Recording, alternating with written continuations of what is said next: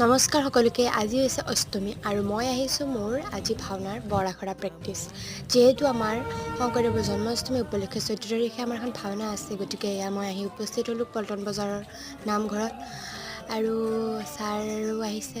আমি এতিয়া photo session আৰম্ভ কৰিছোঁ। যিহেতু প্ৰেক্টিছ আৰম্ভ হোৱা নাই, গতিকে আমি ফটো উঠি ল'লোঁ অলপমান। যিহেতু চাদৰ মেখেলা পিন্ধি আহিছোঁ, এয়া আমাৰ ভাওনা প্ৰেক্টিছ আৰম্ভ হ'ল আৰু এয়া গায়ন বায়ন চলি আছে প্ৰথমতে। তাৰ পাছত আমাৰ প্ৰেক্টিছৰ কাৰণে আমি ৰখি আছোঁ দেই। আমাৰ আৰম্ভ হ'ব এতিয়া। এয়া আমাৰ আৰম্ভ হ'ল।